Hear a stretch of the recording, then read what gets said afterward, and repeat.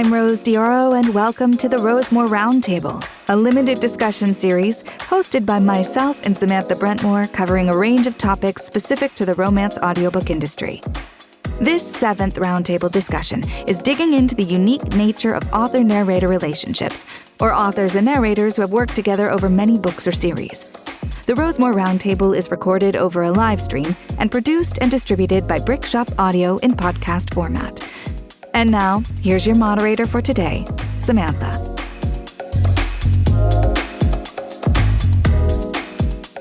Thank you so much, Rose. I'm very excited for today's conversation with two women who I admire and respect so much. I've had the pleasure of working with both of these authors as a producer at Brickshop Audio for a few years now, as well as a narrator for about, I think it's like 9 titles recorded for Elizabeth and about 25 for Chelle. Today we're going to talk about how they got into audio, their thoughts behind casting, and the various opportunities and challenges that come from collaborating together on multiple titles. So we're going to kick it off with some introductions. Go ahead and give me your name, when you started writing, and when or how you first decided to start producing audiobooks. So we'll start with you, Chelle. I'm Chelle Bliss. I write mostly romantic suspense that focuses on family dynamics, family sagas. I started writing about 10 or 11 years ago, and I used to be a teacher.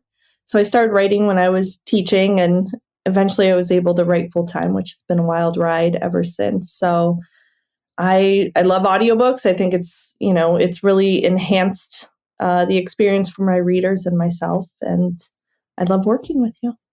When did you do your first audiobook? The first few I sold the rights to. Okay. So I didn't even do them myself, and I wasn't happy with them. So then I started doing them myself. So I don't remember the first one I did. It was probably a few years into my writing journey that I finally produced my own. Yeah. Okay. That is a common thing that I hear from a lot of authors. Elizabeth, go ahead and introduce yourself.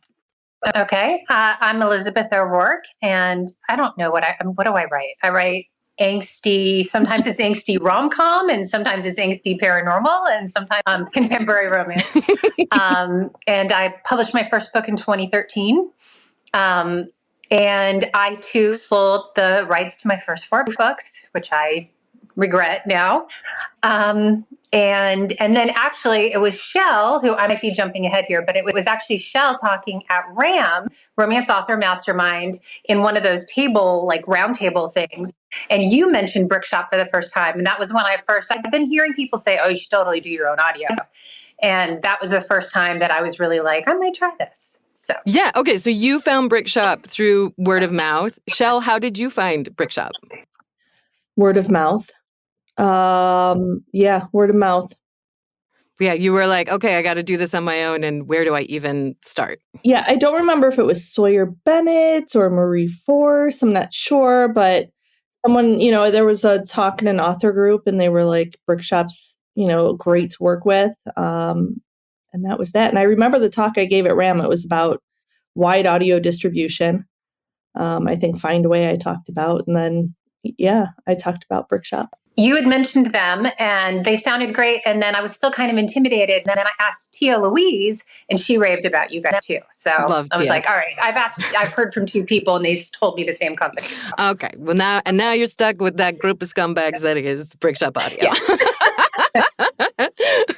So had you guys, either of you, before you sold your rights, were you audiobook listeners? Was audiobook something that you were even aware of or into? Not fiction. I'll sometimes listen to nonfiction, like in the car, but I had never listened to a fiction audiobook. Yeah. Yeah, I don't think I don't think I was an audiobook listener before, but now that's mostly what I consume now, just because it allows me to do other things while listening. But yeah, I wasn't at the time. So at first it wasn't even on my radar because that wasn't something I did. Right. I didn't listen.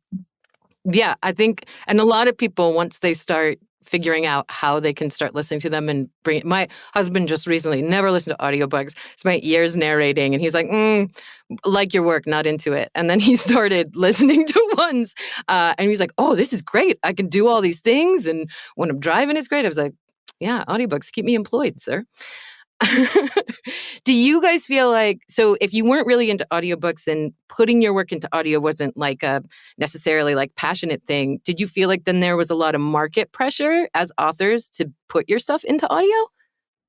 I wouldn't say it was market pressure for me. I mean, a lot of readers they were like, is it going to be an audiobook? And I try to, I mean, I write the books for myself, but I also write the books for them. Mm. You know, I think that's why I'm like 30 some books with the same family, not because I love them, but I know my readers love them too. So when I hear enough people saying, hey, is this going to be an audio? Then I'm like, oh, what is this? Like, then at first I thought I had to sell my rights. I wasn't sure.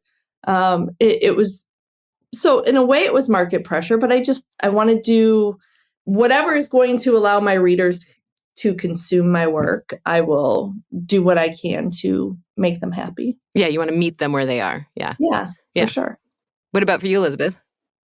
I mean, I had heard the same thing, like people asking if it was going to be an audiobook. And I don't think I realized how many people listen to audio. So to me, a lot of that was just kind of like, you get all kinds of requests. Like, are you going to write a book about this side character? And are you going to, do a discrete cover? Like, you get these constant things. And I kind of wrote it off. But then I heard from so many people like, oh, like financially, it does really well. And I think actually, Chelle, it was you. And at that roundtable, and it was providing a significant portion of like your annual revenue. And I was like, oh, okay, well, in that case, I'll give it a shot. I think a lot of people have done audio now or are making audio. Like now it's so hard sometimes to get a date because so many people are doing it. But, years ago, not everyone had the ability or, it was even on their radar. But yeah, I mean, I think it's such a great way to get your information out there. And I'm glad you listened to me. Yeah, I'm glad I went. I wasn't sure if anyone was listening. Yeah. So now that you guys have put a number of your books out, and now I feel like are pretty much consistently always doing audio for most new releases that you're putting out there. What do you think are, now years later, some of the benefits and the challenges of bringing your work to audio? I think one challenge, for all authors with audio is cost. Mm-hmm. Especially newer authors, because audiobooks are extremely expensive to produce. And I think that was probably the barrier for me at first, because that is a huge chunk of release. If you have a budget to release a book, and that's money you're not sure you will ever make back. So, it's, for many people, it's more than a mortgage payment or a couple mortgage payments. And so to put that money out there and not know if you're ever going to make it back is probably one of the biggest barriers. And then where to go to hire a narrator. And I think so many people start working with someone who is not reputable, just because, number one, the cost is cheap. So they're like, well, I'm getting a deal. Mm-hmm. And just because there's so many people that are like, well, I can do that. And it's like, no, it's not just reading. Right. I mean, for some it is when I listen to the audiobook. I'm like, geez. But it is, you are truly acting. I feel like I am there in the story. So I think the number one thing is cost. Yeah. I think that's a huge barrier for a lot of people. Yeah. I think for me, actually, the biggest barrier is just that you have to have the book ready so much sooner than you would otherwise. And like, as you know, because again and again, like you've got your dates and I'm like, oh my gosh. And, and typically like my next book comes out January 25th. And typically I would be changing that book until January 24th. Like, and now I can't do that. So listen, my audiobook deadline is more stressful than my deadline for anything in the world. I'm so sorry. It is. Like every day I check my email. I'm like, is she going to be like, I need a book? Just checking in. Do you think that your manuscript's actually going to be delivered on that date? I mean, it's more stressful than when my editor's like, I'm supposed to have the book in my email. Like it is hard because you have to have it in so far. I mean, it's months before, especially if you want to pre-order on like Audible, you have to give it to them a month before if you want to pre-order. Yeah. So it is. I think that's one of the biggest challenges for, indie authors is that you don't have as much control on that release and that relationship with Audible that, some of the trad pubs do where, they're putting their files up the day before and they've had a pre-order up for a while. And that luxury is not afforded to indie authors, which is really, especially for people that have been producing for a while, you're like, come on. Yeah, I'm at the point that Audible, if I upload an audiobook, they will have it live the next day for me. That's great. They've given me next day because I've done so many and they're all with Brickshop and the quality's fantastic. They know I'm not going to have any issues. But if I want to do a pre-order, I still have to wait till I have all my files in hand and it has to be a month before release. So now it's just like, I'll wait till the day before, stick it up, and then they'll make it live. But it is so much harder for an indie trying to do it. And especially at times we're just running so far behind. Not behind. It's like. Right. Well, I tell people all the time, like, this isn't heart surgery, it's audiobook. So like if things happen, it's going to happen and we'll make it work. And there's a lot of times that I think it's different too for the way that you guys work with your editors, because like some books, particularly in nonfiction that I'll work on, I'll get a draft that they say, this is recordable, but not final. And then we'll edit the audio off of a final manuscript, giving some buffer time, to the editors. But I think, at least in my experience, and correct me if I'm wrong, that the relationship that you guys have with your editors is sometimes the changes are a little bit more significant that you wouldn't want to give that script to somebody to record in that like draft to final version. Well, I have my editor. She does her thing, and then I send it to two proofreaders. They send it back, and then typically that's when I send it to you, and I'll send it to back to my editor because she wants to look at it one more time, and I'm like, please don't change, please. And she's like, don't worry, I'll just go light. And she sends it back with 400 changes. I'm like, I said light. I'm like, well, whatever's in like. So I'm always wondering, like, if you're reading and there's like an extra is somewhere, if you're like, well, okay, I'll just read it. Like, I don't, I want to say like ignore certain words. I don't know. Yeah. But yeah, I mean, it's so hard. And I feel like even after it's gone through 2 full edits, 2 proofreaders, there's always things that I find like release day. But yeah, like you're like, don't worry, we can edit it. And I'm like, no, like it's tough. Yeah. Whereas I didn't realize that turning in a draft version was an option. So you're going to regret having just said that, because now every single time I'm going to be like, hey, here's the draft version, you'll get final. I mean, the reality is that sometimes these timelines are so tight that it's like you're buying yourself an extra week. But as I understand it, that extra week can sometimes be crucial in terms of your own sanity. So thank you for letting me drive you crazy with audiobook production timelines. So we've worked together a lot over many years. What would you guys say, if at all, has like evolved and changed about that working relationship with Brickshop or with me specifically? I think with you've been in my world, my book world so much that I don't really have to, there's an ease to it. Like I don't have to be like, hey, this character, like who all the characters are. So that makes it super easy. To me, you are the female voice of the series. So like that has made the relationship easy. And Brickshop, I think, is fantastic to work with. They've always been great. And I think when you came on board, it was like, oh, okay. Like at first I wasn't sure who I email. Right. There's like a little moment of like, this is like, am I bothering her? Is that like what, like, but I think that it's enhanced it only because you as a narrator know more than if I I don't know how to explain it. Yeah, no, the In my casting, mind, you know I more. feel like it changes the casting conversations for sure. The casting conversation I have with either of you versus ones that I have with new to me authors or authors that I don't narrate for, it's inherently going to be more involved and informed because, you know, I don't read every book that I cast for. I'm relying a lot on what the author is telling me the characters are like, or the tone is like, or the world is like, and what I can pick up from reading a few chapters. But having like read every book that I've done for you guys 3 times at least, I'm pretty well versed with your tone, what you're looking for. So I do feel like it's changed over the years, at least from my perspective, the casting conversation, particularly for you know, the co-narrators, because that's oftentimes mostly what we're casting for. I'm really curious about being a narrator and like if you talk at all with the other person who is narrating the same book.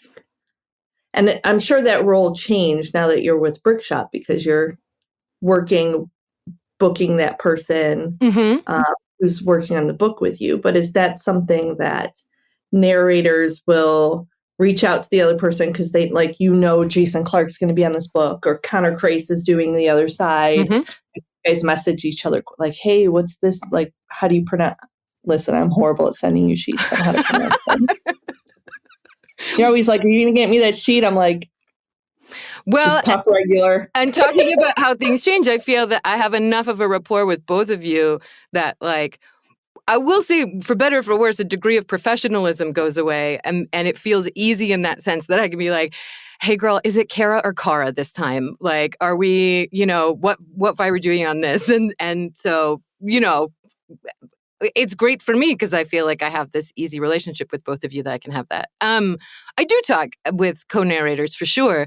And definitely, like, we have now at this point, like, for Chelle, your books, I have like the Gallo Bible of just the vocal qualities that we've given to all the characters throughout the series that we share and go back and forth on. You know, that Tamara rhymes with camera, and so that we've got it consistent on stuff. And for Chelle, your stuff, I definitely, because this happened as well with the one that we just did together with Connor, where I actually sent, it was funny, we did back to back. I narrated a book that Connor had co-written, and he sent me all these notes kind of on tone and world and kind of the vibe that they go for with the book that he does with Kaylee Loring. And so I took it as an opportunity to open up and be like, here are my thoughts, because the one that we just did, Kate and Beck's book, is, we've talked, she's a challenging female main character. And I really wanted to specifically make sure that he, as much as possible, understood that perspective of what we were trying to showcase. So I went a little bit more actually in detail, more than just character notes, but really went on like tone and story and perspective that we were trying to elevate, because I felt like I had those conversations with you and felt a little bit more entitled to go there. And for the Gallows, I'm always like, Chelle, anybody who's new at this point, we work with a lot of the same guys, but we just recently worked with a lot of new people. And so it was important for me to be like, everybody loves the Gallows. Here's why they love the Gallows. Like, grandma does not sound like she's on her deathbed, like all of those types of things. She's like a vampire. She's 150 and cooking for 50 people on a Sunday still. She's amazing. She's an inspiration. Yeah. It's funny because I forget which book you sent me, and someone was like, how do you pronounce her name? I'm like, well, let me go back and listen to the audiobook, because the Tamara camera, I had it as Tamara in my head. And I don't think I gave you any notes. So I was like, well, now it's Tamara. Forever. Sorry. That's okay. That it's fine. Like it's either way. Like when you read it, you know, it's Tamara now. Right. But it's like I have a friend, Nina Levine, who's an author, and her real first name is Tamara. So that's where that came from. Right. But Tamara, I mean, I think where I live here in Ohio, that's probably how they pronounce it here. I mean, it's, you know, like a regional, you're a New York girl, right? Yeah. So like, yeah. I think I don't think they use Tamara. Like, I think that's more of a Southern type pronunciation. But yeah, I feel like that's the easiest part about working with you so much is I should still give you notes, but let's face it, I'm really behind on everything. But it just speaks to that you trust, like, that you don't give the notes because you know what, they've got it and it's going to be. Yeah, I think, I didn't even know people did that until I think Lauren Blakely was like, here, you give them this. And I was like, what? You do? And I had no idea. And I'm learning it right now during this conversation. I've never given any notes, so sorry. Like setting, and if the guy's grumpy and like kind of, what he does for a I'm like, what? Okay. What? So it was such a new thing. Don't worry, Elizabeth. I've done it for you. I've stepped in. Okay. I was like, cool. So, yeah. Yeah. Well, it's so helpful when an author provides it. And again, the benefit of working together for a long time is I can step in as both a narrator and a producer and provide that, whether or not I'm on the book or not, because I can say, oh, this is like, Elizabeth for all the summer books. We cast those so far out that it's been really great for all my co-narrators. Because we're doing those in duets, so they're doing all the male voices. So I can say, hey, Connor Crace is playing this guy, Jason Clark's playing this guy, Teddy Hamilton's playing this guy, so that they can sort of tap into a voice. And then from what I know of the world and the characters, I can say, here's energetically what they're giving. But the lists are always welcome. I wish it was kind of standard when working with someone that they would tell you or have a sample of notes, like a casting notes or character notes, because I've had books come out where stuff is so no one asked, especially when I sold rights, where no one asked for anything, they didn't want anything from me, and you don't get to listen to it ahead of time, and the book comes out, and you're like, that's so far off the mark. Like even pronunciation of important things in the book. Mm-hmm. Such as my Alpha PI series, I sold the rights, and now it says Alpha Pi throughout all four books. No. Alpha Pi. Every time I hear it, I want to hurl myself off the roof. Oh, that's and I'm awful. like, 2 more years till I have the rights back, and I'm remaking. But I'm like, because you don't even get to listen to it ahead of time. They just release it, and that's your first time, and it's like, oh, I just... Mm-hmm. Yeah, that final listen. I mean, look, I just did a bunch of retakes for Elizabeth because I mispronounced. I think, was it Hovel or Hovel? Yeah, Hovel. Yeah. And the notes I got, because I am also a producer at Brick Shop, I'll also sometimes just for ease get forwarded like the chain. And Elizabeth, I think you said something like, I'm really sorry to do this, but it's mispronounced. And I once listened to this book where somebody pronounced this one word wrong. Like, what was it? The word was linear, and it was nonfiction, and the word was used repeatedly. And I only got through the second chapter because he kept pronouncing it linear as if it rhymed with veneer. And I was like, I can't deal. And it was actually a good book. I just couldn't listen to it. So being able to listen and proof, and I mean, it's happened before where I've done books where, and I'm always clear as a producer, because this is your thing, that if there's anything we've done, I've gone back and done whole characters because we misinterpreted, an accent tag, or just made somebody so old that they didn't. I think it was, I don't know if it was a book for you, Chelle, or somebody else, that like a guy was made Irish when he was supposed to be something, or something like that. And it was like, nope. I think it was my character, Joe City from Throttle Me, like in one of the kids' books, they made him sound like a grandpa, and I was like, whoa. No, he's like 22. He's still a badass alpha. Like, you can't make him like... Yeah. So I think that like that is a benefit to doing it yourself and having that relationship, and especially a long-term one, because if either of you came and had something that was as extensive as, I'm going to now have 500 retakes, I also know it's not the norm for you. And I know that it's like, well, I want to get it right for you. So that, I think that's a benefit of having this kind of long-term relationship where it builds that trust that you feel like you can ask so that you get the best product, and that we're happy to do it because we want you to have that. And, I'm invested in your series. I feel very safe handing my book over. Like, I know I'm going to get an amazing quality narration back. I know that you take such pride in your work. I love your voice. Working with Brickshop is so easy. Like, I hear other authors talking about how stressed out they are with their audiobooks, bad experiences, just lack of communication. And I know I don't have that issue because I have you. Well, that's wonderful to hear. Oh, I can't even do what the new kids do. Yeah. And the funny thing is, like, I had not realized until I started doing my own audiobooks how much you guys put into the narration, because I had refused to listen to the ones I sold the rights to because I knew there was nothing I was going to be able to do about it if I didn't like them. So I was just like, I don't even want to know. But once I heard, and it had never occurred to me how much goes into, like, the way you deliver a line makes the difference between whether or not it's funny or dickish or, and like, it had never occurred to me how much power you're handing over, because, and that's what's so wonderful about working with you, is that you always interpret the line correctly. There's never been a single time where you've said a line and I'm like, she was supposed to be mad, not, laughing. Like, you always get it right, which is such a relief. So now, having heard your books go into audio, has it changed the way that you think about when you're writing, knowing that you're going to turn it into audio? Listening to audiobooks has had more of an impact, I think, at times. Just like when I'm listening to a book and it's always, I said, she said, he said. Yeah, and I do it a lot in my books, but sometimes I'm like, okay, we get it. I get it. And I'm guilty of it a lot in my books. And it's like, man, that has really changed for me because of listening, being a listener too.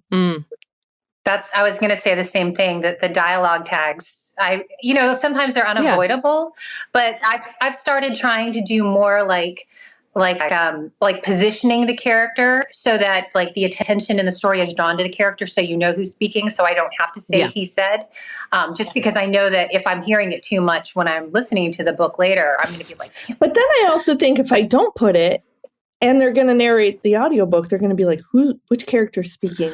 Well, listen, in the 50 Gallo dinner scene, I need that tag because I don't know who is who, ma'am. Who is bringing the meatballs? Listen. I need to know. But there's some, like, I did a book recently that really took that cutout dialogue tags note far too far. And it was like a bunch of girls at brunch. And it was just like a stream of text. And I had to guess and say, well, I think that's a little sassy, so I think that's that girl. So, I mean, the tag is good. And also, something that is becoming more and more of a trend is people adapting their scripts for audio and saying, okay, in the book version, these tags are there, but when I'm delivering you an audio script, I'm going to cut out a certain number of those dialogue tags because, especially in duet, more and more, because if the guy's voice is going to be there anyway, you know who's talking. But that's a newer thing that people are doing. And again, to our earlier point, is a whole other layer of work for you guys that maybe you don't have time for. So I want to talk about casting a little bit and how you pick the voices that match your work. Obviously, I've helped you cast a lot of these books, but as you were getting into audio and as we've cast books, were there certain things that you were keeping in mind or that you were looking for when, you said, okay, just a quality of voice or something? Do you have, like, people who were suggesting voices to you? Are you the only one who listens to them? Like, what is that sort of, like, finding the voice experience like been for you?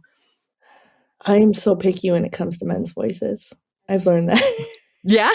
I mean, you're always like, how about this person? I'm like, no, just pass.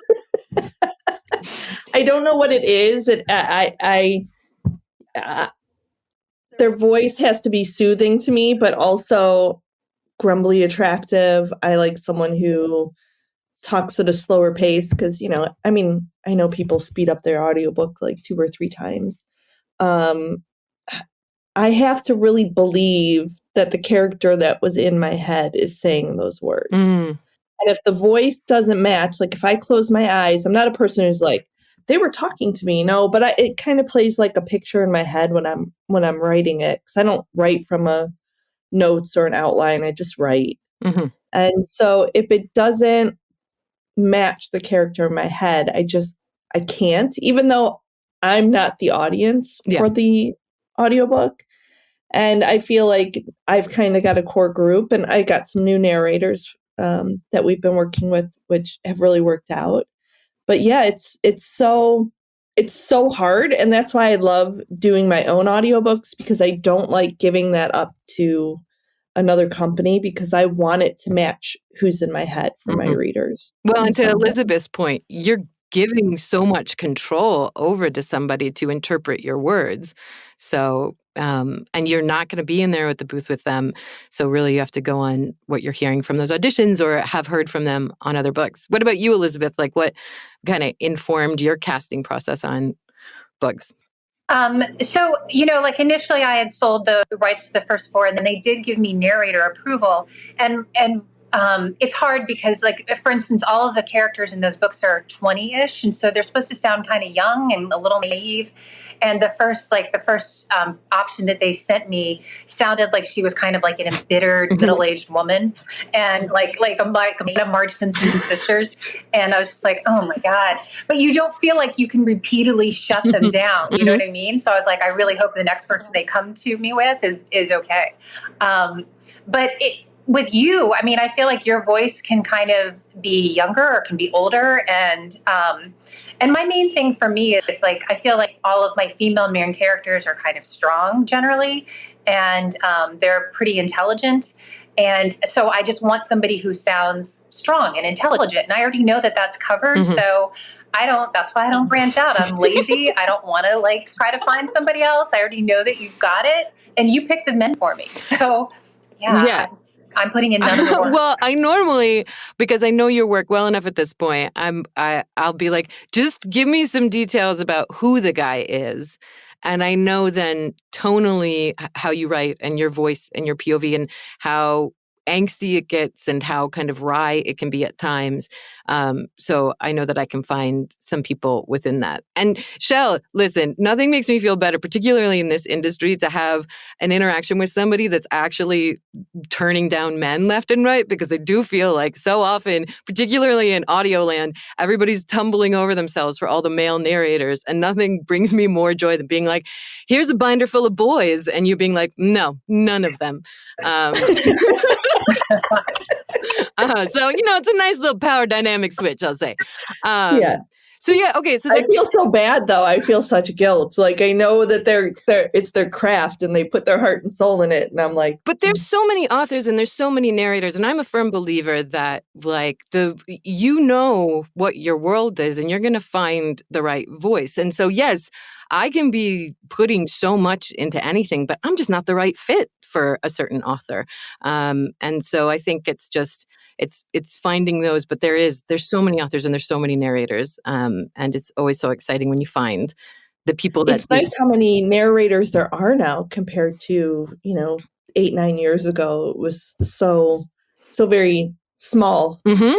No, it's blown up, particularly in the last 3 to 4 years. And I'm glad there's enough authors to support the number of narrators that are out there. Like, I feel like it's just growing and growing and growing. Yeah. So no, definitely absolutely on both sides. The industry has just exponentially grown in a way. And it's interesting how people find, like we're talking about, people start to find people that they like, and they're like, look, I'd like to work with you, and you get it. So I'm just going to keep working with you.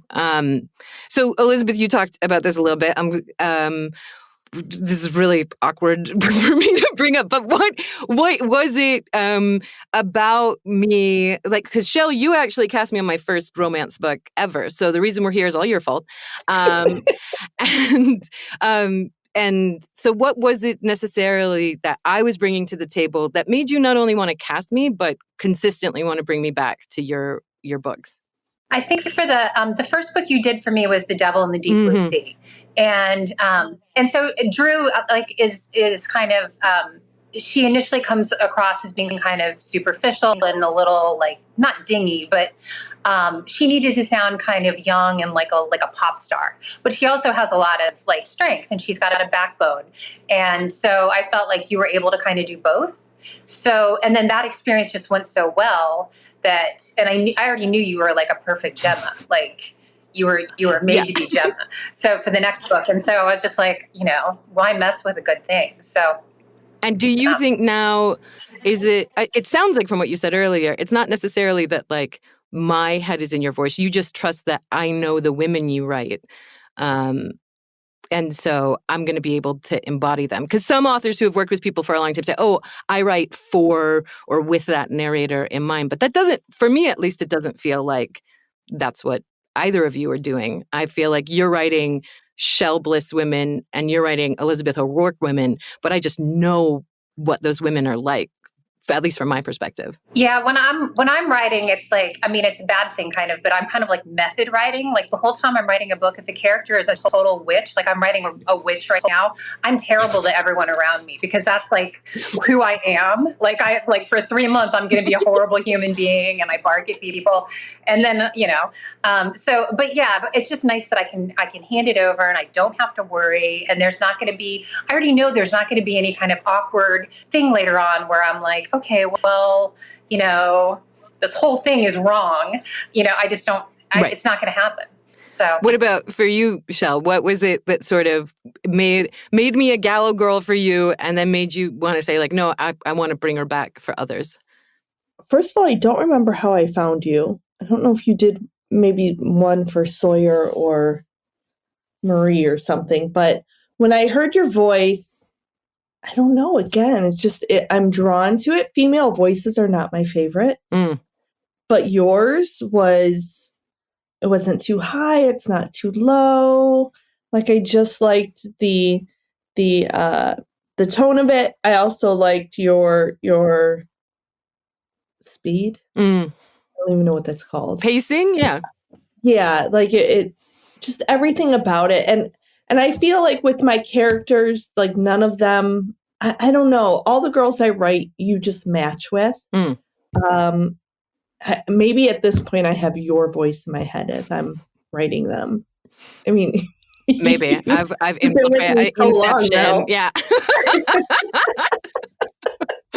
I mean, so I say this all the time because it is sometimes uncomfortable as a producer to feel like I'm putting myself up for books. And so for a while I would, I use a different name as a producer.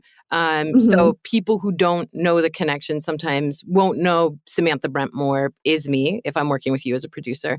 Sometimes I've done blind casting, so it's just the voice. But more and more, authors really want to know who the person is so they can look them up on social media and sort of see other books they've done.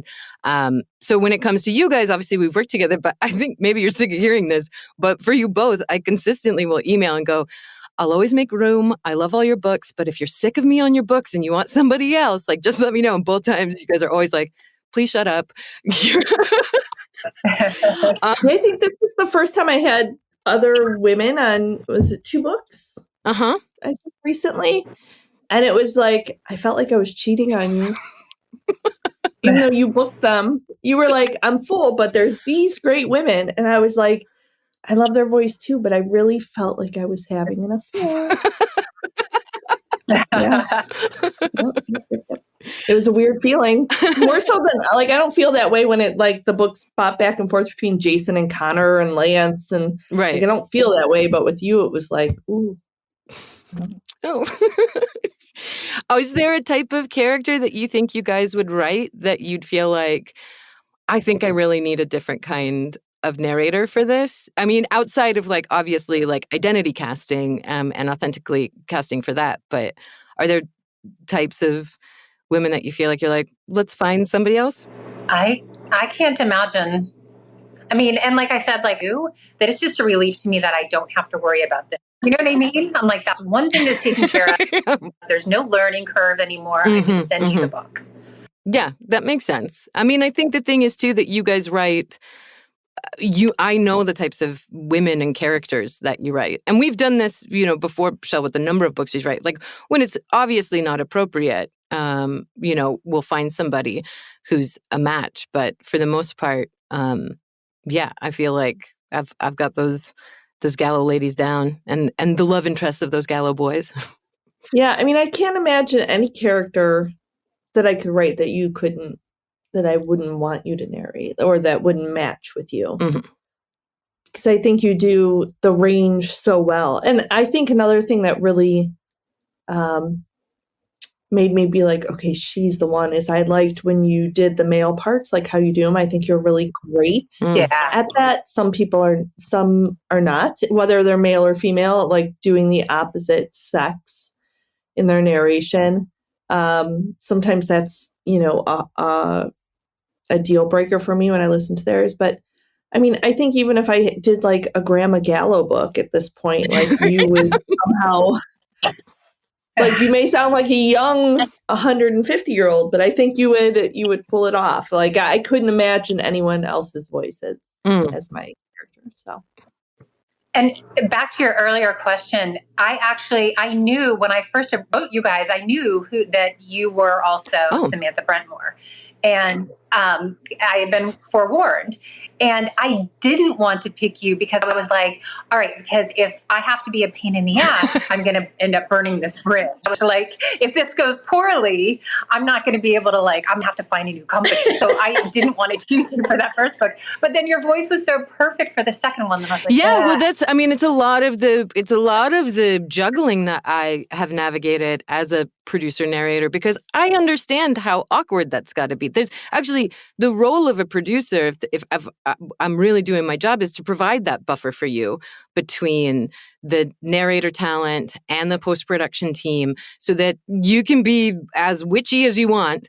And I'm going to take that and make sure that we're getting you what you need. And if I'm one of those people that's delivering you a product that gets really uncomfortable for you, the client. And so I feel like one of the things that has been really great and that I try to establish, and I think has come through given the nature of our relationship, is being really clear and upfront of saying like, I'm not going to take any of this personally. I understand my role as a narrator.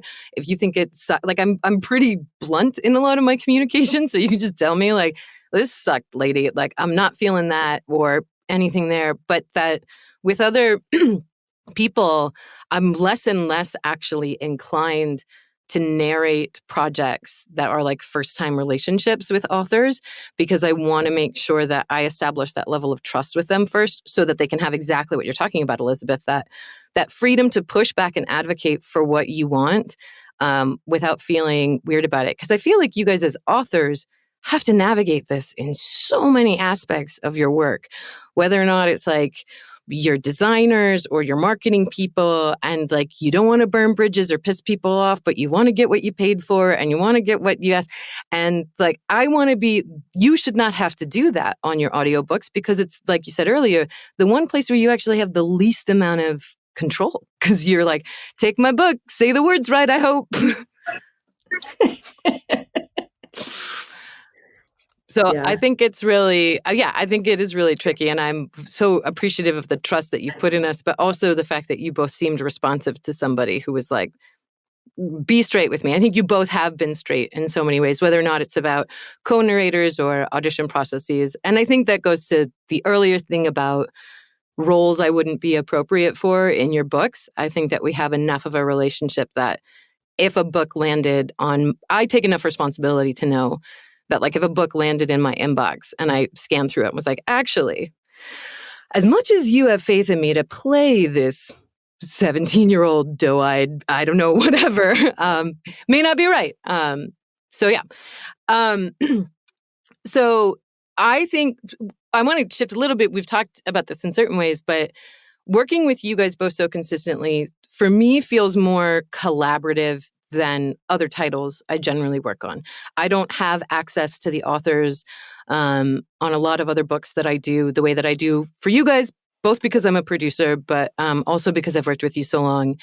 But in what ways like for me, I'll speak first about what it feels like collaborative for me, but then I'm curious to hear from you guys what feels the most collaborative about working together for the longest time.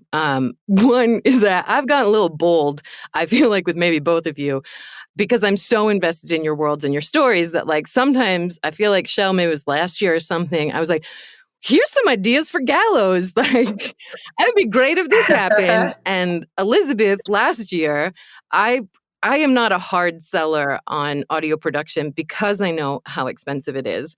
But I went and read some of your backlist because I loved the Devil series that I was doing so much.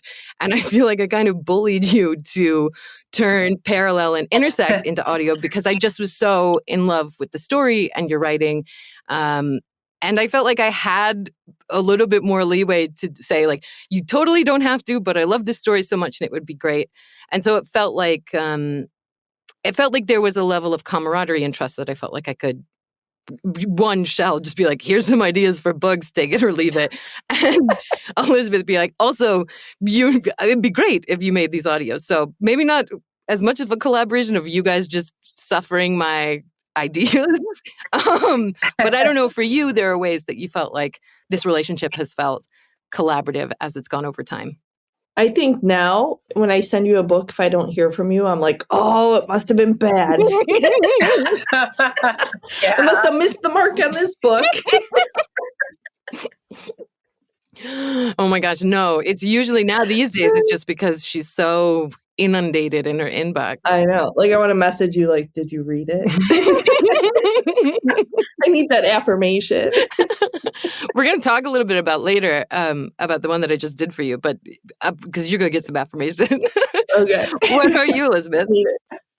So, I mean, well, and you know this, but like you, at some point you had made like some comments about a book and I was like, wow, that's better feedback than I get from like some, like that's amazing feedback. And so I started asking you to beta for me. And you do give like, just like the perfect feedback because, and I'm sure you've had this happen too, where like some betas are just like, they're like, I don't like this character's name, or I want a comma here. And you're like, that's not what I was looking for. But everything you've given me, Samantha, has been these kind of like important things to help the character arc. And I'm like, that's exactly what I was looking for.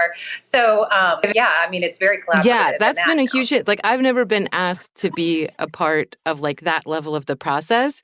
And it's really exciting. It was really exciting for me to be able to beta read 2 of the summer books because they're complicated, angsty, like women and characters. And I think nailing that arc, from an actor perspective, right? Because that's how I'm reading this book of like, okay, well, how am I going to embody this?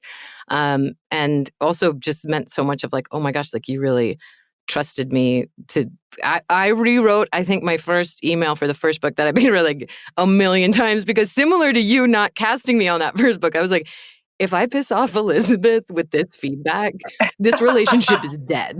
Like, we're done. So like, because you also don't want to be, because I think I have such a trusting relationship with both of you that like, you trust that I'm also not going to blow smoke up either of your butts and be like, oh my God, if it's not, oh my God.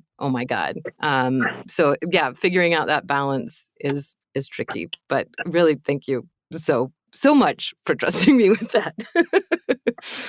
No, thank you. I mean, the thing is, I'm still so impressed. I think that you must like your feedback is really, it's like an editor level feedback. So thanks. I feel like I would be terrified for like, do you guys work with the same, have you worked with the same editors for years, both of you guys?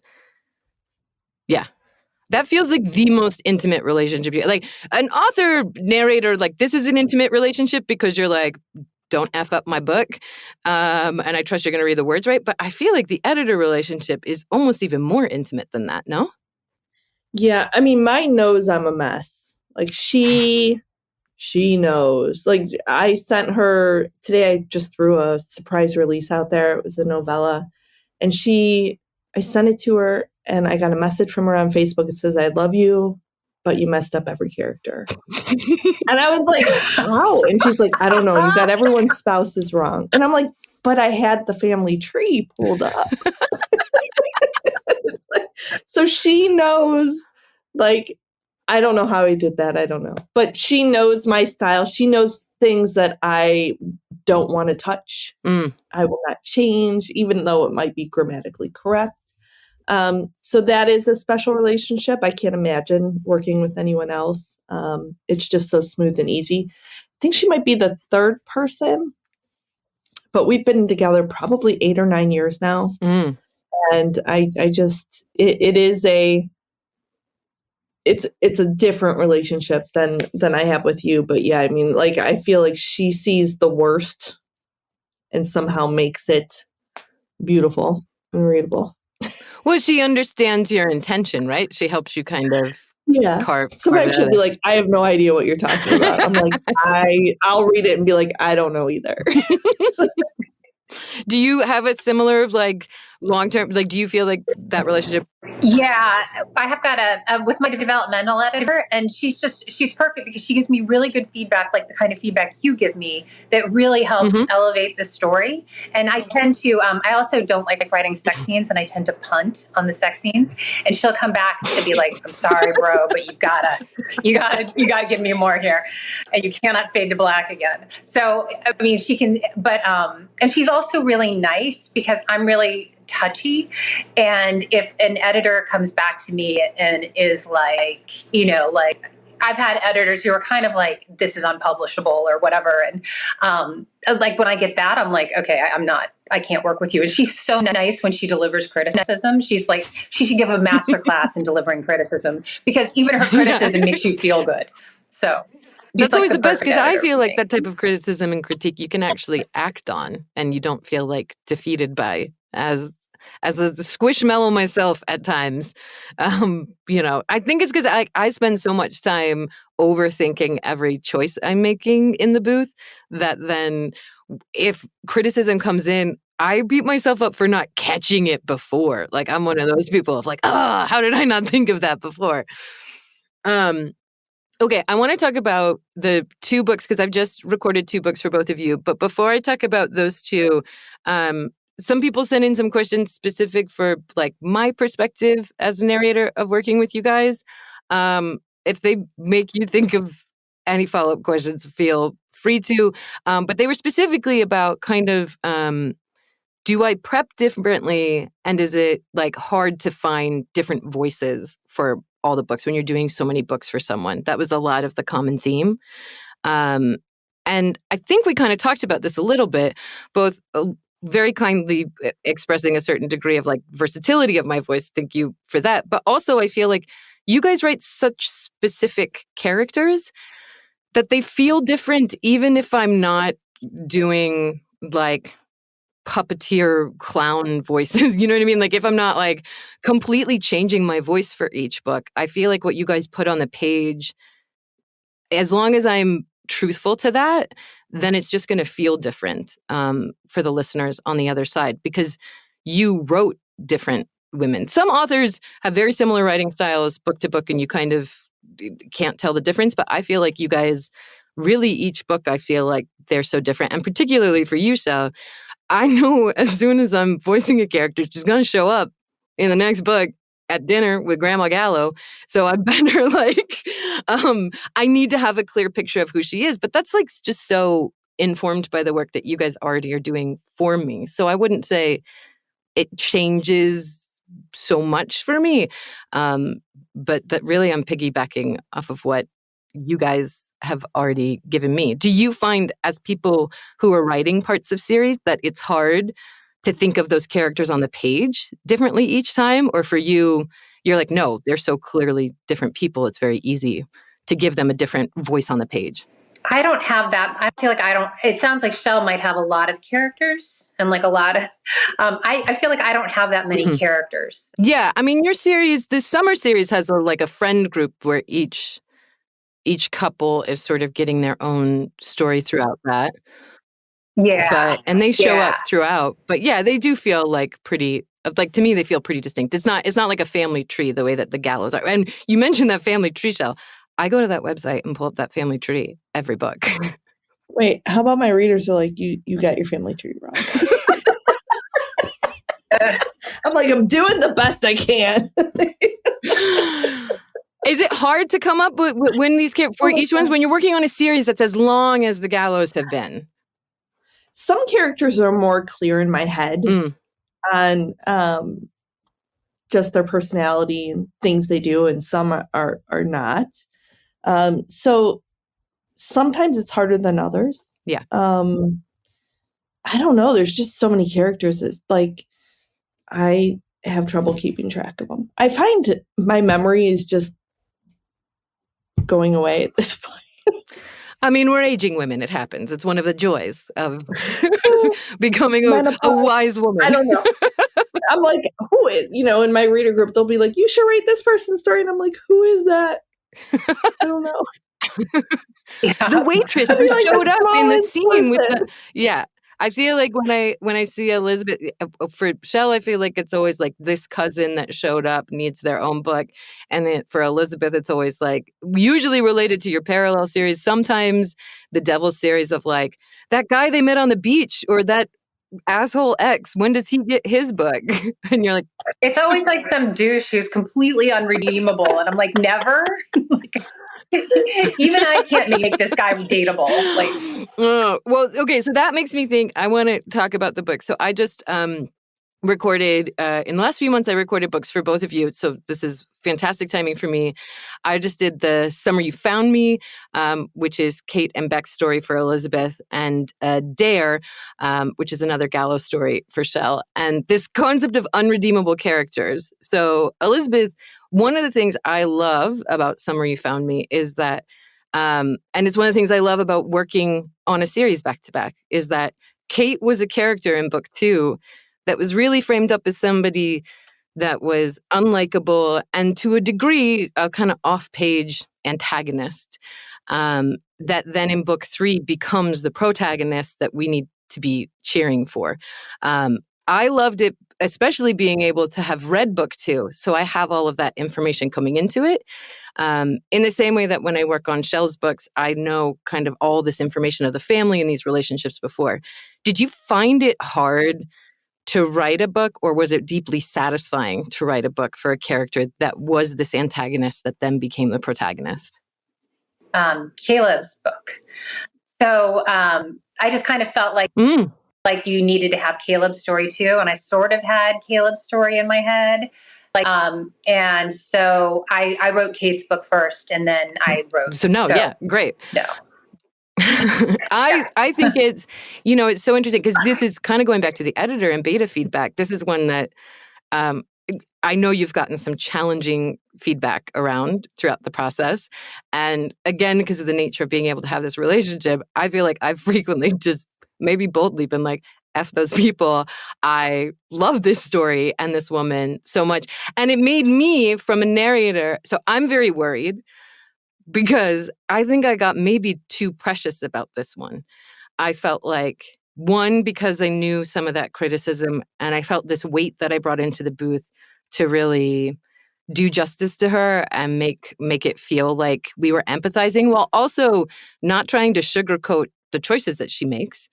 But I also, there's a lot of things, there's issues with addiction and some bad choices we're making and relationships we have to how we define ourselves through sexuality that really, on a personal level, like struck me. And like early 20s, Sam was like, hey girl, do you like re-experiencing these things? And so I got really nervous in the booth because I felt really precious. And then to Chelle's earlier point of when I don't hear from you, I'm worried it was not good. The audio came out and like we got retakes back, and then they came back and I was like, well, we've talked a lot about this book back and forth, but there's been crickets from Elizabeth. So maybe I totally messed this one up. Oh, no. No. I mean, I thought you were on vacation, so I didn't know. I mean, I thought you did an amazing job. And you made her really like she sounded like kind of a shrew, which she is, but she was also lovable. Like it was perfect. I'm sorry to like awkward. I'm not like definitely wasn't like fishing for a comment, but just talking about like the nature of that. Like it's easy I guess the point being that there's actually a lot more, it's a lot scarier actually to work with somebody for a long time, to know your books, to know all this backstory of feedback you've gotten on this book, to have beta read, to feel close to it, and then to get in the booth. I don't get to actually shut off all those things on other books that I get where I'm just like, I don't know anything. I'm just going to do my best. Here we go. Here's the story. And so it was actually a really unique experience for me because I was, for the first time in a while, really like, whew, do I know how to do this without being too like precious and careful? And maybe kind of similar to the anxieties you were talking about, the Caleb book, of certain things just being hard, I think, artistically to navigate when they feel. I tend to forget that, like, when I send my book out, I'm always like, oh God, I haven't heard anything. I'm so nervous. And I tend to think that when other people give me something they've done, that they just know it's amazing. And that you give me this book and you're like, I crushed that. And so it never occurs to me to I'm like, obviously she knows she crushed it. So I think I'm just very bad. No, we're all just little insecure, little squishmallows being like, take my art. What do you think? Maybe you don't. Yeah, I mean, I've stopped sending my books out to even beta readers. Yeah. No, it was too much on it would kill my writing, because I'd send it to them and I'd be waiting and waiting and waiting. And they're like, oh, well, I've been busy. And I'm like, well, okay, so my books must not be good because they're not excited to read them. And it's like, I would give them no notice, like I just expect them to drop everything and be like, okay, I'm in but if I didn't hear from them, or I don't know, I stopped. So they'll be like, well, why didn't you send me the book? I'm like, I sent it to no one. That's it. It was too much on me. It would just, I found it was doing me more harm than good. So I've changed my process so that I don't send it until my developmental editor has seen it, which I used to do the reverse, but it was the same thing, because if I got really negative feedback, like, this is terrible, it's garbage, I'm throwing it out. Yeah. So I wait now until I've heard from like an expert. Well, and I think those teams are really tough, because I feel like between ARC teams and like beta read teams, there's so much information that you're receiving as an author, and that relationship of like, well, I'm putting it out there, I'm asking specifically for feedback, but has that person, like, for lack of a better term to sound harsh, like, earned that right to give you feedback? And it sounds like sometimes, like in the case of Chelle and the beta experience, being like, you know what, like, I don't need that feedback at this stage in the process. It actually isn't improving the product at the end of the day. Which, makes sense. Sometimes you can overwork something. Too many cooks, right? It can ruin the meal. Yeah. So I just worked on, Chelle, with you, Dare, on both of these books, my co-narrator was Connor Crace. So it was, fantastic man to work with. I was actually nervous for this one because it's been a minute since I went back to the Gallows. And when Connor and I were going back on notes, he was like, oh, can I get that Gallo Bible? And much like you and the family tree, was like, ooh, I haven't updated the Gallo Bible for like a couple books. And so then it was like going through audio clips, being like, what did I do for that one? And like, was there an email that I sent to this other person for this? And it was this whole experience of like, we were stressed because there were some books that hadn't been put out that I couldn't be on. And I felt really bad that I couldn't work in my schedule. Then this was the one that was like going back to the Gallows. And I really got in my head that I was like, we've got all these new women and I'm going to ruin all the Gallows. Somehow I'm going to have a brain fart and I'm going to turn James into a grandpa because I just forgot it. And it was really stressful for him. But then I realized, like, sliding into it, what I said earlier was that, like, you put it on the page, like, whether or not that's between you or your editor or the work, that, like, it's very clear who Gigi is based on how she's talking about. So that voice choice is made for me and I have those notes. And beyond the, like, adventure of all the Gallows, I found this story so much like it was a slower burn, and it was still alpha, amazing, like all the things that people expect out of a Chelle book. But there was an inherent softness, and the female main character was like so much different. And I don't know if it's given the nature of their jobs in this book or whatever. But I just felt like there was something for like texturally that just felt different about the story. Did it feel different writing for you? It did. And like I said, originally I released a portion of this was Fearless, which was part of Corinne Michael's world. Mm. So her books, in a way, are softer. They're small town romances. Mm-hmm. So that's how I originally wrote a majority of the story. About 60-70% of the story was originally written for her world. So I think I was writing it a little bit more towards what I consume her books. I love her books. Mm-hmm. So I kind of wrote it a little bit softer in that way. It wasn't really focused on the Florida gallows. It was kind of like mostly away. Yeah. Since the two characters are in the military.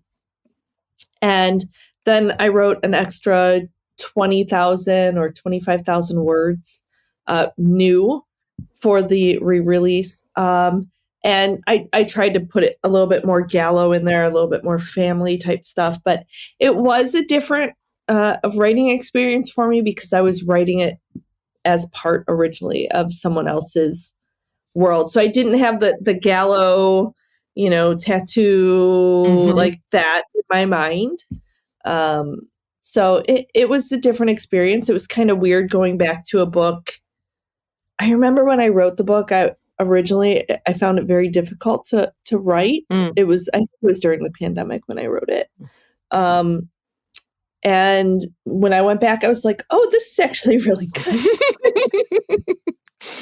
I don't know. I don't know about Elizabeth, but I am my own worst critic. Like I will be like, oh, I don't want to like go back and read this because it's going to be awful. But I was reading it and I was like, oh, it's cute. It's shocking. Yeah. I love when that happens. I actually know how to do this writing thing. Yeah. I mean, it's such a weird feeling because I try not to. Like I don't want to read my books because I always find things that I would change. Yeah. So I try not to, but like this forced me to reread it. And yeah, I was like, I like this. I like the characters. They were fun. It was a cute read. It was, I feel like as my life gets more stressful, mm-hmm. the way I write, the stories become less stressful. Like they kind of, like if my life is going great, you're going to get a crazy book. Like if it, it's like, what type of mental capacity do I have at the time? So when I need something to feel good, then the book becomes more of a feel good. So. Yeah. Well, I think it speaks a lot to what, we've got a Marvel Cinematic Universe and we have a Galloverse. Like, I think it speaks a lot to the strength of what you've written as a backbone, that it can, that a story can exist starting with another kind of author's, world and their kind of energy and tone but still feels uniquely Chelle Bliss. And I think it was a really lovely narrating experience because once I got over all my BS anxieties of like voices and nonsense, which are never going to go away because I'm crazy. But once I got to really settle into the story, it felt so lovely and felt like it had all the fingerprints of the women and men that you write, but just a little bit different. So I think people are going to love it when it comes out. Yeah, I mean, it's the last book in the series, so I guess I kind of wanted to go out on more of a warm hug than it is. And it's a beautiful, I mean, not to say that there isn't like strife and surprising like twists that are like, oof, but in a way that I felt like I haven't been sucker punched in a good way and put back together in a really lovely way, like I Can Trust You to do, in a while in some of the books. And this was, I think, because it kind of tricks you with how soft it is, that when the twist shows up, it really, some of I'm those like, what did I write? It feels like a lifetime ago. Well, you're just going to have to find out with everybody else when it releases. Yeah, well, anyways, I am so grateful to you both for making the time and gib-gabbing about our work together. it really means a lot. Do you guys have release dates for these books that you can share? My next one is January 25th. So Summer You Found Me is January 25th. Great. And Chelle, I'm sure Dare is not the next one. You, what are your, do you want to? Dare January 30th. January. Great. So great week for fans of Samantha Brentmore and Chelle Bliss and Elizabeth O'Rourke. It's going to be great. You should check them both out. I absolutely adored working on both of them. I'm going to bring Rose back in here to wrap us up, give us our little outro. But yes, thank you both so much. Thank you so much for joining us for the 7th Rosemoor Roundtable. You can follow all of today's guests on social media or find them on their websites, which we've linked in the details. To keep up with what's next on the Rosemoor Roundtable, you can subscribe to this podcast on the app you're listening to now, or follow Samantha Brentmore at Ms_Brentmore or Rose Dioro at Rose Dioro VO on your social media platform of choice, where we will both be promoting the next discussion. And speaking of our next discussion, we are excited to announce that our first episode of 2024 will center on navigating large-scale success with two titans of the industry, author Kennedy Ryan and narrator and author Julia Whalen. Keep an eye out for that episode toward the end of February, and be sure to check out Samantha's and my own social pages in the new year for more news on the rest of our exciting lineup of 2024 roundtables. Thank you to Brickshop Audio, our producer and distributor for the podcast, and thank you for listening. See you next time.